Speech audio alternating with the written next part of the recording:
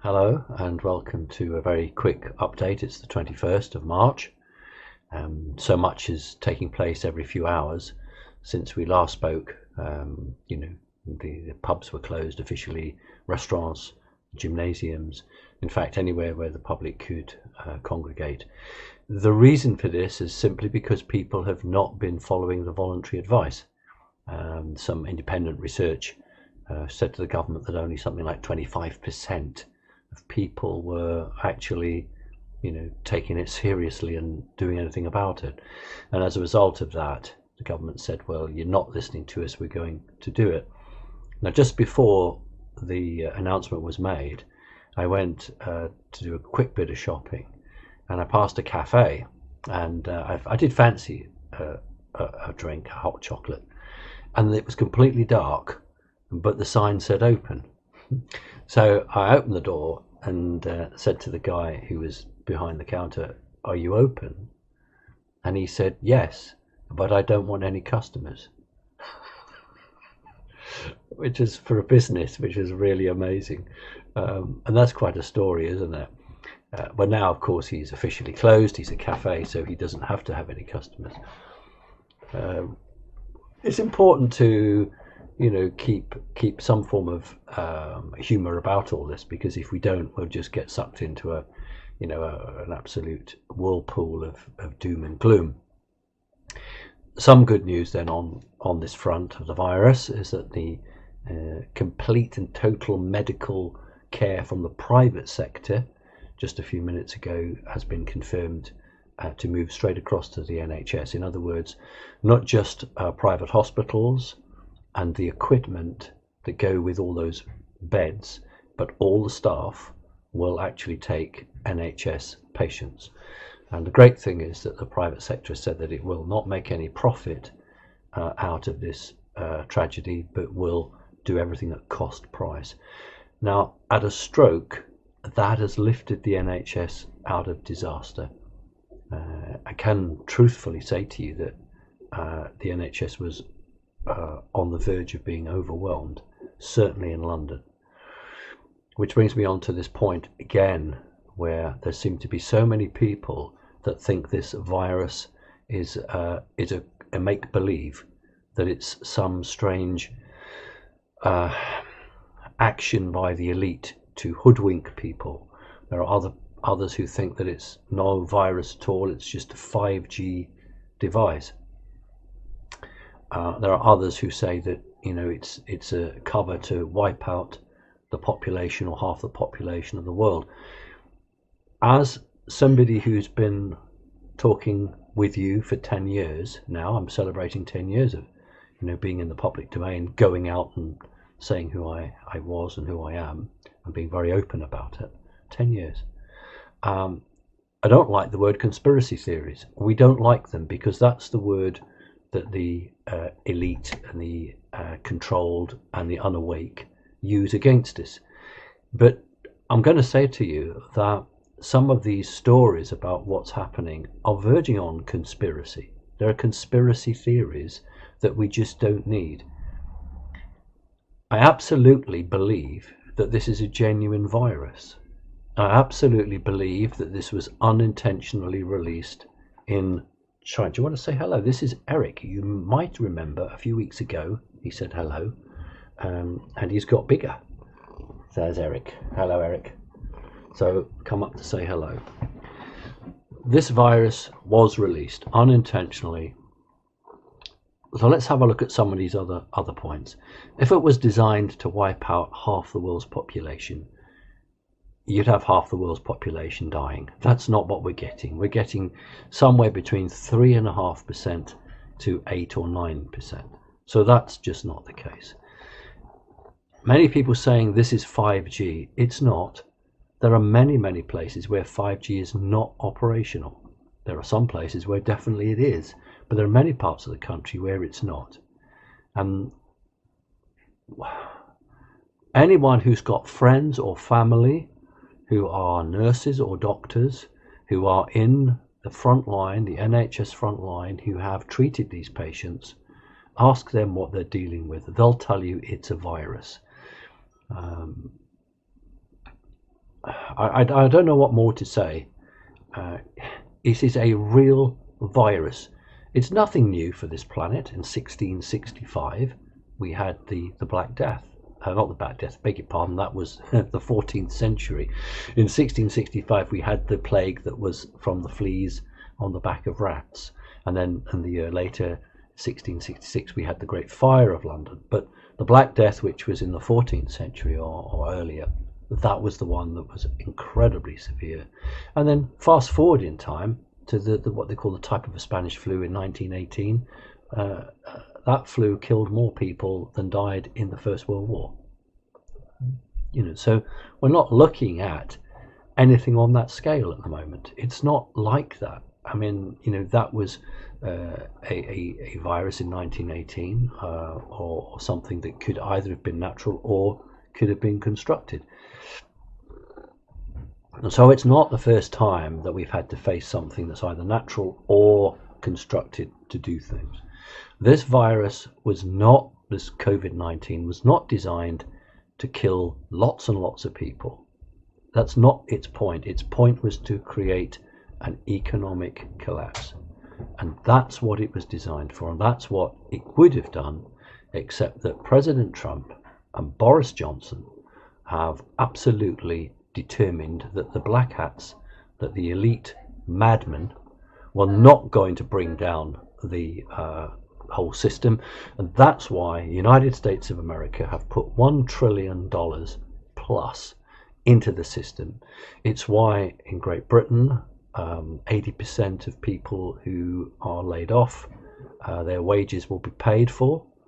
And that's why huge amounts of money have been placed in, because the elite understand, this is the good elite, that the negatives were attempting to destroy the economies of the Western world for their own crazy reasons. And because of that, the two great allies, which is America and Great Britain, have responded to basically take on the bad guys and say, we know exactly what your plan was to destroy our economies so that you could then come in and pick up the pieces. It's unprecedented. I don't know how much money Britain's got left, but I do know that every penny, basically, or nearly every penny, is being thrown at the economy to keep it stable. America's in a much stronger position, but nevertheless substantial amounts of money have been put through, and the negative, let's call them the black hats, have been caught off guard. First of all, they did not expect the virus to be released in China. And for those of you who say, yes, but it's been predicted in China, yes, it was predicted in China through Project Looking Glass, and there were two other psychic programs running at the time that identified China as the source of this. But what those advanced looking projects did not see, or didn't have the finesse to be able to do this, is what brought it about. Those, like Project Looking Glass, which is very well known, but there are a couple of other psychic programs which are far more protected. Those projects or those programs identified this virus outbreak in China between 10 and 25 years ago. Although it was the last 10 to 15 years that they became firm with their evidence. But what those projects did not show is how the virus would be released. And the view is that the black hats released the virus in China to create this disaster.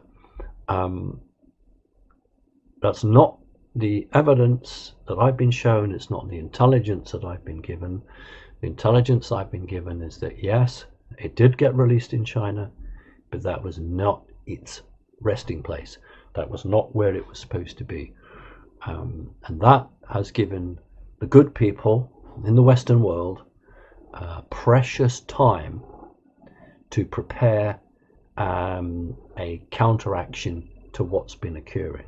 I don't just mean a counteraction medically, I mean in terms of the undercover war that is now raging and taking place. All of those people who have sent me pictures of the military moving, and there's more and more of you now sending them in, thank you, from Great Britain. That's absolutely accurate. There are key points now in the country where the military are ready to intervene. We know that in London, unless Londoners start to get a grip in terms of reduce the panic buying, and it's just not the central London area, it's the periphery of all the southeast of England. Reduce your panic buying, stop associating in groups outside, excuse me, and take some decent precautions, such as, you know, taking some disinfectant gel, wearing gloves when you go out. The government will put a lockdown in place in London. There's absolutely no doubt. I have been told categorically by people that have passed me information for a long time, which 99% of the time has been very accurate, can't always be 100%, that unless there is a serious change in the behaviour within the London area, then the military will win the argument. Those of you who've listened to me before might remember I said that there's a disagreement at the moment between the democracy, I'm using the words loosely of course, the democracy of the politicians and the military have basically said to the Prime Minister that they are not capable of delivering what he's asked unless they have free range in the London environment, which means a lockdown. So the Prime Minister's refused. He said, look, somebody should be able to get on a train from King's Cross and go up to Yorkshire. They should be able to jump in a car and go out like through the west, through Heathrow and out. And the military is saying, no, we want to completely close the place up, and you can just get the lorries delivering the food coming in, people on essential journeys. And that's the argument that's being fought at the moment. So the more that the people in London flout the regulations, so if pubs were to stay open or restaurants were to sneak open, people were to do that, then you're just giving them every excuse to basically lock it all down. I have been told that they're in the process of producing passes or documents, tickets, whatever you want to call it, so that if they do go down that road, you will only be allowed out of your house if you've got one of these documents. And I did warn you that, you know, that was the case in France. The French system is on that. So London is the focal point to watch. There are about 5 hospitals now in the London area that are under great strain. Between 5 and 6 people in each hospital are being ventilated at the moment. In Italy, I don't know how much you've been able to pick the news up from elsewhere, but do you know in Italy that if you are an older person, they won't treat you. You know, if you're an older person, you'll either die or you'll live. Now that's just crazy from a compassionate humanitarian point of view, but that's the reality of it. Now this movement of private sector in Great Britain to the National Health Service might mean they'll extend it. There are talks, and they are only talks, that anybody over 60, if the medical system in Britain collapses, anyone over 60 who's seriously ill with the virus, they won't treat them.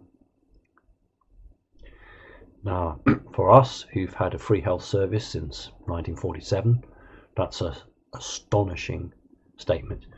But they are concerned that the NHS will be wiped out, and they want to concentrate on young people who they think they can save and bring back. This is not a makeshift view. This is something that's taken a long time to come to this. So I'm hoping with the moving across of the private sector, that will actually mean that we don't have to face that in this country. For years and years, we have run a health service on a shoestring. We hadn't had a serious war since 1945.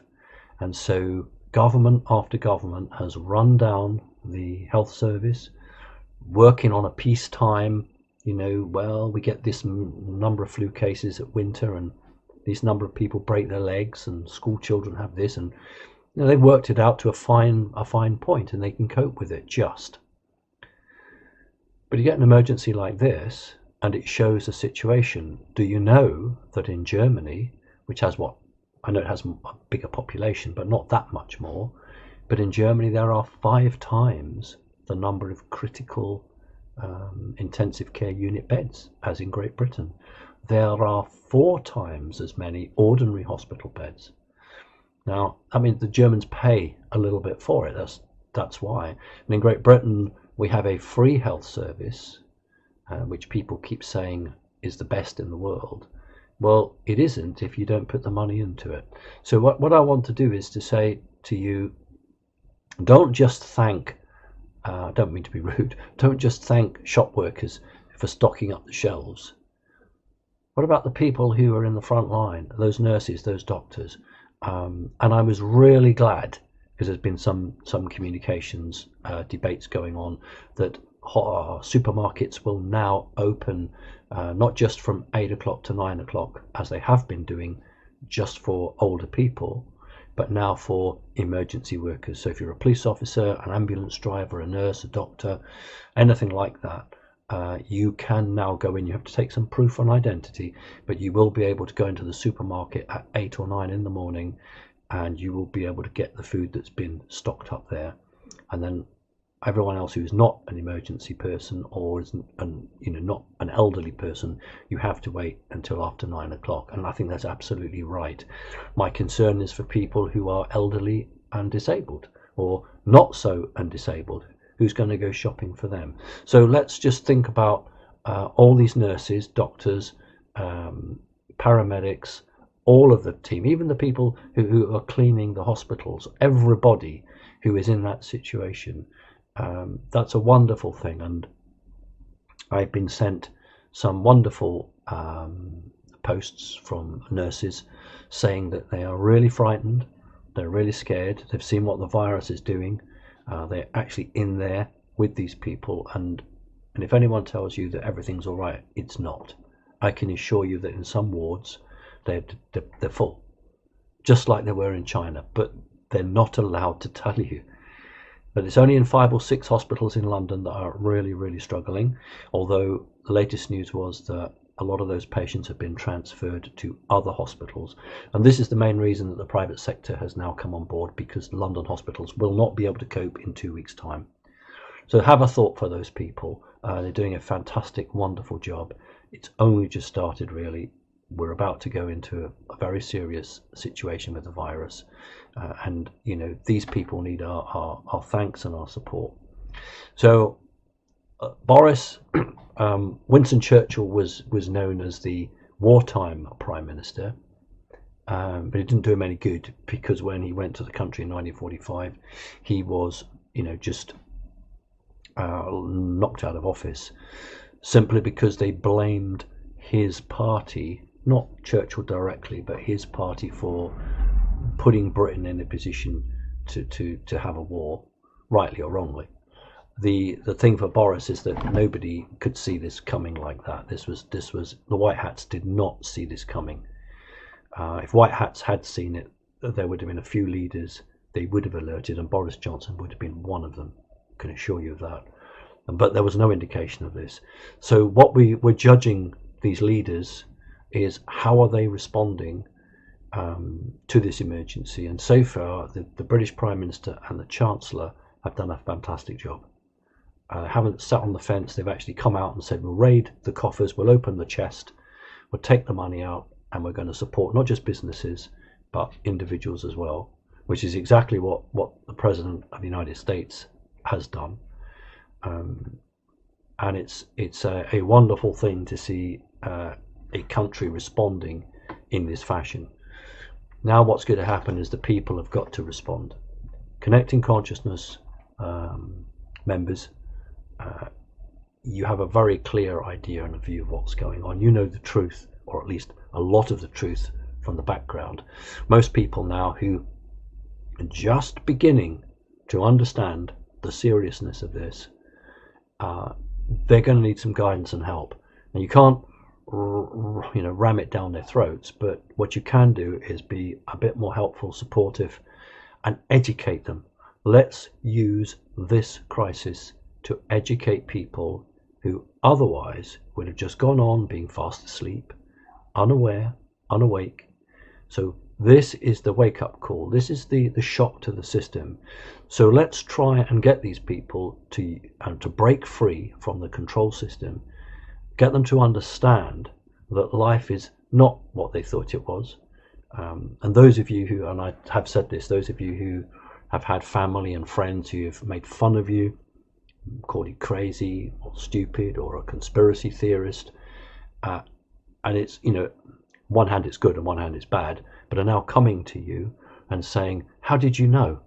How did you know this is going to happen? You know, and the next point is, well, why didn't I know about this? How is it you knew that, you know, there would be no food on the supermarkets, and you've done this and you've done that, and why didn't I know? Why didn't the BBC tell me? Why didn't CNN tell me? And this is your starting point. And you can open the debate and say, well, these news organizations are part of the control system. They won't support you, they won't help you, they will just feed you the line they've always done.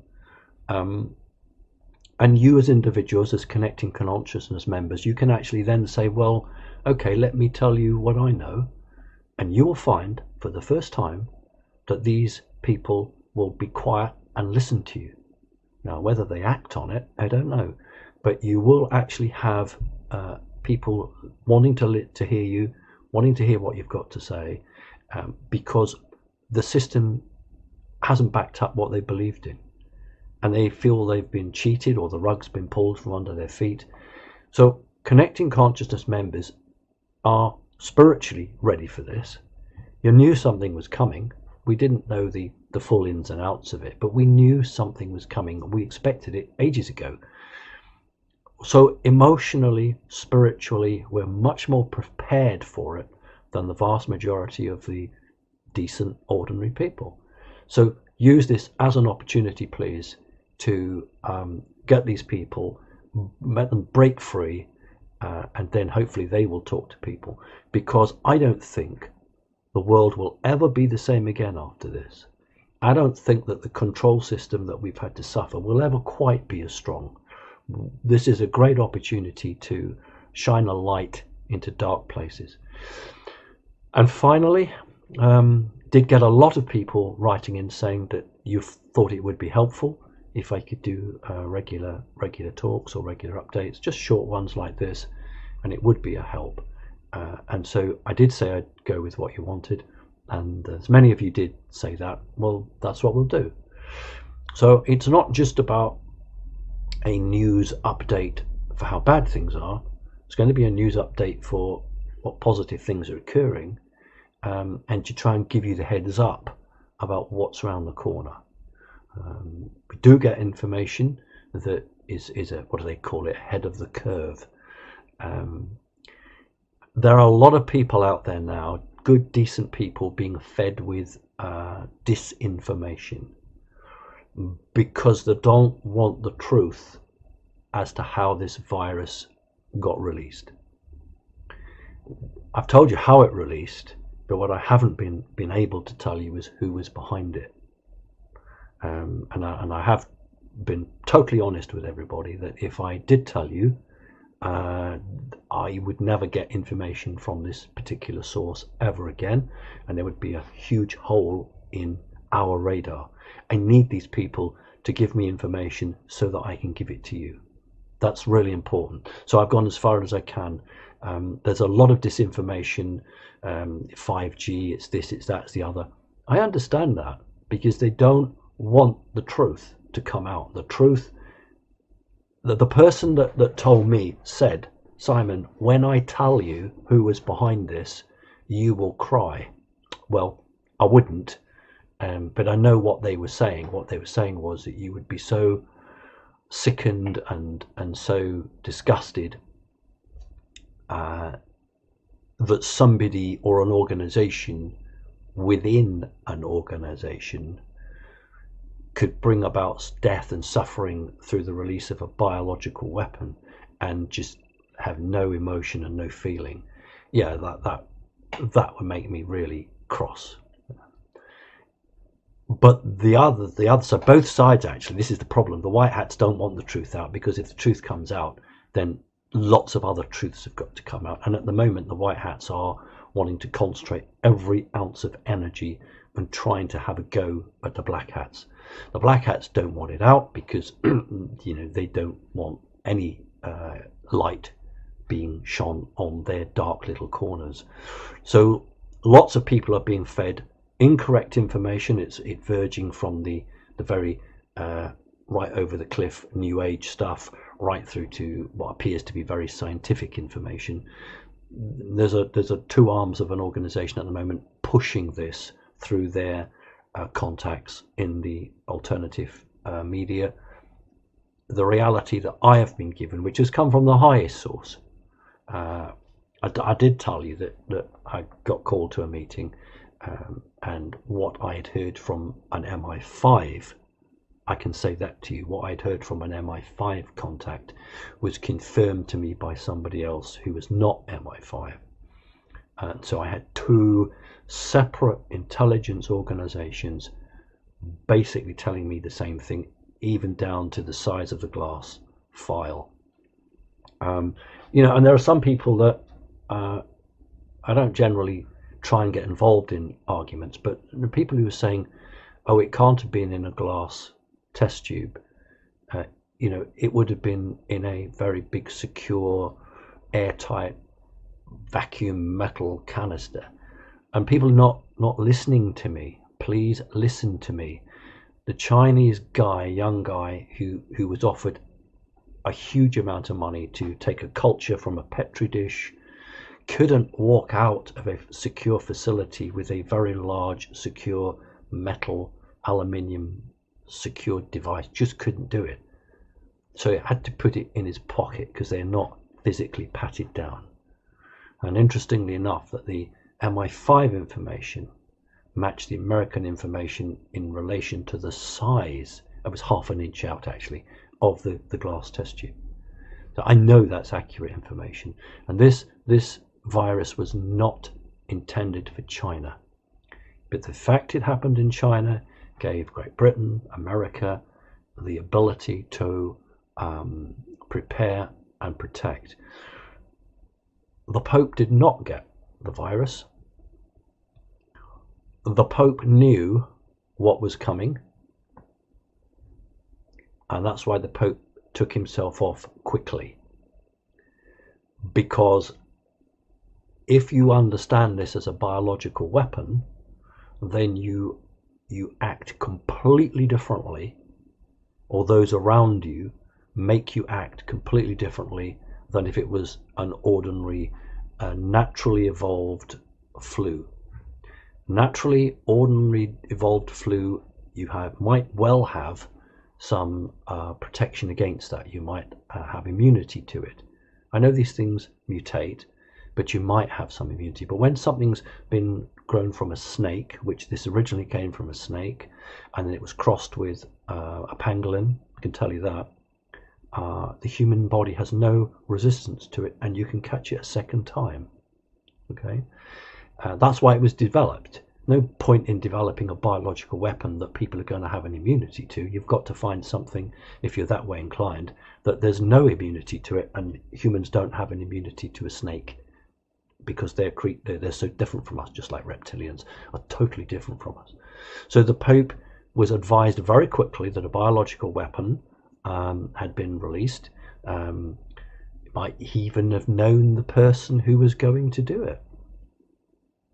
And it's very interesting, isn't it, that in Italy, which is so controlled by the Vatican, soldiers armed straight on the streets.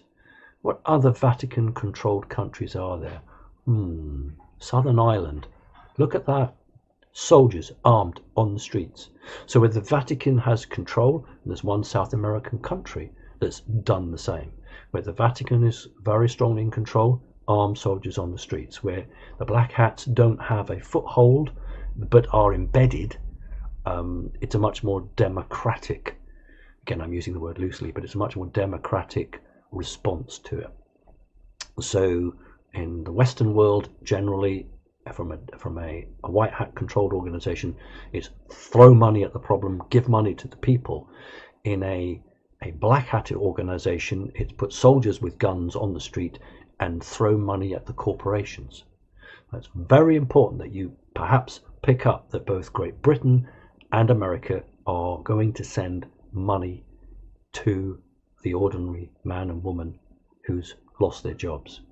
And some of you did pick me up. I don't mind you going through what I say with a tooth comb. If that's what you enjoy doing, then do it. But lots of people wrote back and said it isn't $1,000 that the president is giving people, it's $2,000. When I did my speech, if you like, my presentation, it was 1,000. Then they worked out that they could do 2,000, 1,000 on one month, 1,000 on the second month. Okay, so you guys often have the ability of hindsight, because I'll do my presentation and then it might take 2, 3, 4 hours to come out. I haven't got the technical skills to do this. I rely very much on Andy, and we're all volunteers here. This isn't some huge organization that's got lots of people working for it. That's is what we are. We're an organic, natural organization that's run by volunteers for the benefit of humanity. That's the plan. So we do struggle to get things out, and I know people get very cross. We can't respond as quickly as I would like. So often the information I give you is absolutely as I know it to be true at the point to give it, but 4 or 5 hours down the line, other things change. So please don't spend your time picking apart what I'm saying. If that's what you want to do it. But really and truly, there's lots of other great things you can do. Rather than pick it through, why don't you go and find a disabled person or a veteran who's got nobody to look after them, no one to help them, and rather than have a go at me, why don't you go and say to them, hey, do you want me to do a bit of shopping for you? Is there anything you need? What can I do to help? That would be a really good use of time. All right, great. As long as you want me to do these, I will do them. And the moment that you're fed up with it, just let me know, and I won't do them anymore, and these regular updates. But we can get through this. We definitely can. It's not the zombie apocalypse. It's not the end of the world. It is a difficult and trying time, which we are supposed to face, but one that actually, if we can stick together, will come through. Not just the old saying, will come through stronger, but the point is that the black hats, the people who are behind this, are going to be severely weakened. In a game of chess, both sides play, but if somebody cheats, the other person then doesn't have to follow the rules anymore. What if they do? They're a fool. So the black hats did something that broke all the boundaries, broke the words of the game, the rules of the game, and so the white hats said, right, that's it. We're going to go for it. So you now have the military versus the satanic evil, and just so that we don't get people running around with pitchforks and burning brands, 99% of Freemasonry is with the white hats. Now I need to qualify that, because 99% of Freemasonry don't want their brothers, sisters, uncles, mothers, children dying of the virus. They did not know about it. They did not authorize it. So you'll find that a lot of people who have been the butt of jokes or the enemy actually will come over to the side of light, because they will say, this is too far. This is too much. This is absolutely outrageous. And we're not going to give shelter. We're not going to give money. And we're not going to give protection to these people. So, we're supposed to be very spiritual, but I don't have a problem with white hats. I can't use the word hunting down. That sounds too much, doesn't it? But I haven't got a problem with white hats going out and finding these responsible and, a justice taking place. Because to try to destroy a world economy, or at least the Western world economy, and to say, look, several thousand people are going to die, but that's collateral damage, and that's a price that we're happy to pay because we wanted to damage certain countries' ability to be economically strong. And in case of America, the whole point, all of this was not to kill off half the population, but was to create an economic collapse so President Trump would not be re-elected. They've tried everything from fake hoaxes to impeachment. So what are they left with? Let's destroy the economy of certain countries so that the people suddenly rise up and blame the president. But because this occurred in China, it didn't go the way they want. And I think that's Source. I think that's the great creator stepping in at a key moment and saying, the game that you've got is just been changed. Because I can just imagine all of these evil people, satanic evil, horrible people, and the phone call comes in saying, boss, it didn't work. We've done this. And what I call the boss, the big boss, which is President Trump, getting a phone call from the good guys saying this has gone off. We've got so many weeks to prepare for this. So you've got the bad boss saying it's all gone wrong, and you've got the good boss saying, hallelujah, we've been given some precious time to try to organize for this. Now that's where we are with it. And I think when we come out of this, I think the atmosphere will be a lot clearer, not just because there's less motor cars polluting, but I think that we'll have a more clarity of what life is about. Right, I've gone on long enough. Lovely to speak to you all. Take care.